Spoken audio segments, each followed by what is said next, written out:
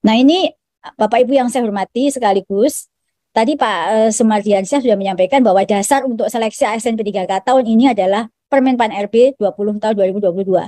Setiap tahun dibuat Permenpan untuk acuan seleksi setiap tahunnya. Tahun 2021 Permenpannya sudah beda dengan saat ini. Dalam Permenpan ini ada 3 mekanisme. Di sini memang ditulis pertama kali seleksi prioritas satu, mekanisme satu adalah penempatan bagi lolos PG. Jika masih tersedia formasi, maka ada masuklah seleksi kesesuaian. Jika masih sisa, baru seleksi tes untuk mekanisme pelamar umum. Nih, Bapak Ibu yang saya hormati, ini adalah seleksi penempatan guru untuk lolos passing grade atau pelamar prioritas satu. Ini adalah data yang ada di kami saat ini. Ada 193.954 guru lulus prioritas satu. Dari 193.000 ini, yang ada kebutuhan kekosongan jam pada saat ini adalah untuk 169.078 formasi. Sedangkan yang 24.000 ini adalah tidak terdapat kebutuhan atau oversupply.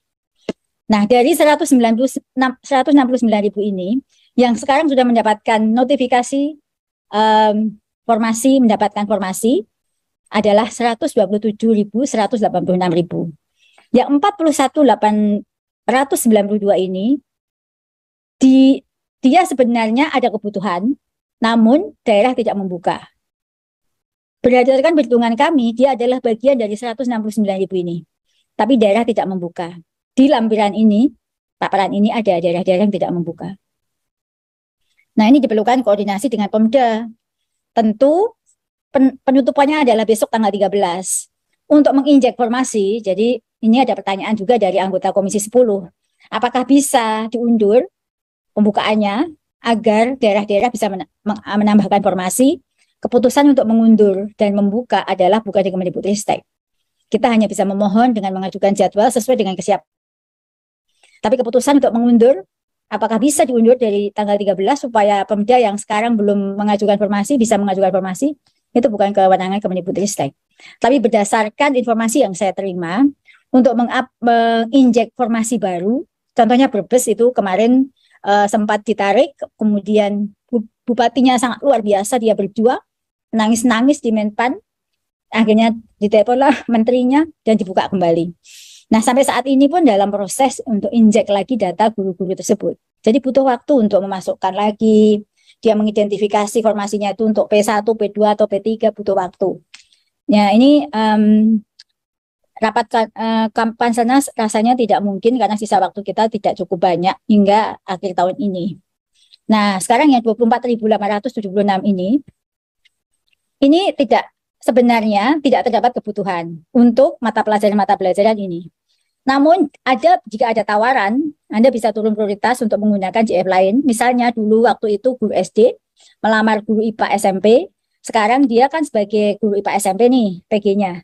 Namun ternyata guru IPA SMP penuh, sehingga ada pilihan apakah mau turun prioritas. Jika dia mau, dia bisa menggunakan sebagai guru kelas SD dan mendaftar. Nah, ini ada tersedia formasi untuk yang turun prioritas ini adalah 11.349. Jadi kalau di total ini jumlahnya sudah berapa persen ya? Berapa persen yang untuk P1 yang sudah bisa lebih banyak 87% P1 yang sudah terserap untuk tahun ini. Ini adalah pemerintah daerah yang tidak ada, saya sampaikan di contoh yang tidak membuka formasi sesuai dengan kebutuhan. Yang rankingnya paling besar adalah Jawa Barat.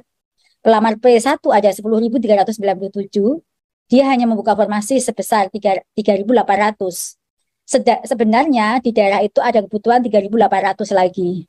Sehingga totalnya sebenarnya ada 7.613 kebutuhan di Provinsi Jawa Barat, tapi dia hanya membuka 3.800.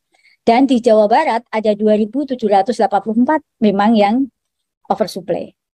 Di Jawa Tengah misalnya, ini bagi teman-teman yang ada di Zoom ini yang dari Jawa Tengah, ada pelamar P1-nya jumlahnya adalah 10.099. Jawa Tengah hanya membuka formasi 4.351. Jadi membuka formasi untuk P1 4.351. Sebenarnya ada 2.500 yang ada formasi kebutuhan menurut perhitungan kami, tapi hanya membuka untuk sebesar ini. Sebenarnya jumlahnya cukup berkurang, 6.893 dan tersisa 3.200 yang memang tidak ada kebutuhan. Yang saya tandai merah Brebes, dia sempat menarik kebutuhan formasinya. Alhamdulillah sekarang dia sudah bisa mengembalikan lagi formasinya berkat perjuangan kepala daerahnya. Dan Provinsi Jawa Timur ini adalah ranking 3. P1-nya ada 8.588, hanya buka formasi untuk P1 2.450. Padahal ada 4.676 kebutuhan. Dan tersisa 1.462 yang sebenarnya memang oversupply. Ini ada contoh oversupply supaya Bapak Ibu tahu ya kondisi yang ada sekarang. Ini saya contohkan di Nusa Tenggara Barat, Kota Bima, SD Negeri 4, Kodo Kota Bima. Jabatan guru kelas, kebutuhannya 6, sudah ada ASN 4.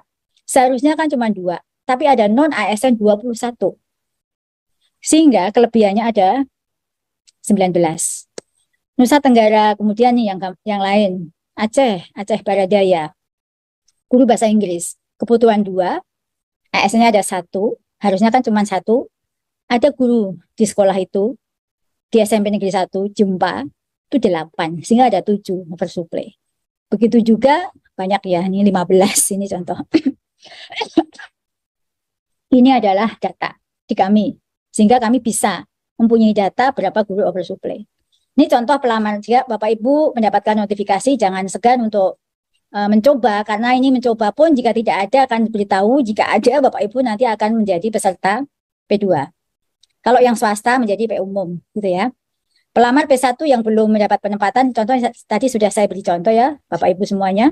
Misalnya dia sebenarnya guru kelas SD, kemudian waktu itu nggak ada SD di sekolah itu, dia ngelamar SMP. Nah, karena sekarang menggunakan P1 SMP, mungkin di SD ini sekarang ada guru kelas SD, kebutuhan di SD-nya dia. Nah, maka kalau menggunakan P1-nya SMP, kok ada formasi di daerah saya, padahal saya ini guru SD, kok nggak ada buat saya? Ya memang karena Bapak waktu itu menggunakan SMP. Jika ada pilihan tidak setuju dengan ini, tidak ada formasi, Bapak Ibu tetap bekerja sebagai guru honorer di tempat tugas saat ini, sebagai guru honorer di SD ya.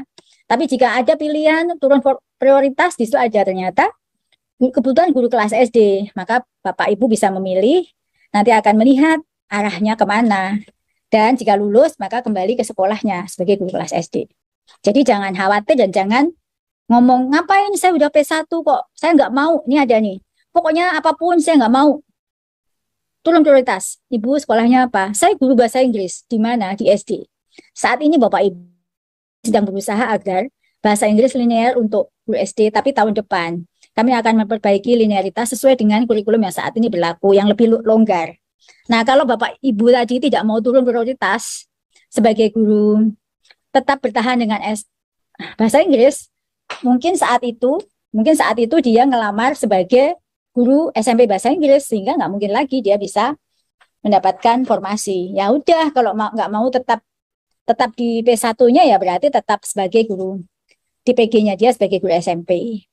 Jadi coba saja, nggak usah takut jika gagal pun P1-nya masih melekat pada Bapak Ibu.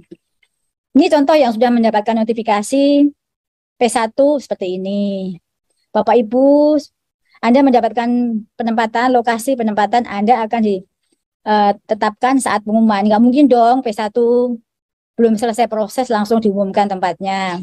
Bagi P1 yang tidak dapat kebutuhan akan mendapatkan seperti ini. Anda tidak dapat melanjutkan pendaftaran. Bagi P1 yang terdapat kebutuhan di Pemda, tidak menyediakan formasi, ada bisa turun prioritas. Ini contoh notifikasinya.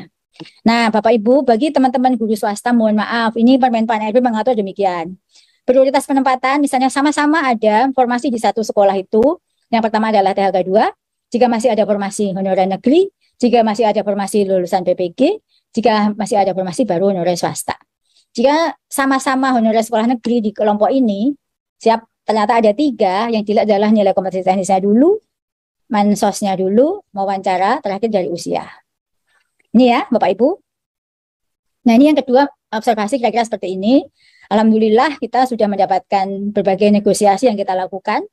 Meskipun di Undang-Undang ASN disebut bahwa ASN adalah pegawai yang ditempatkan di instansi pemerintah dan belum ada diskresi untuk itu, maka seleksi ini karena guru-guru dalam jabatan tentu dia sudah mempunyai kompetensi yang sudah bisa terlihat, kinerja yang sudah terlihat, dan latar belakang background check yang sudah bisa kita lihat.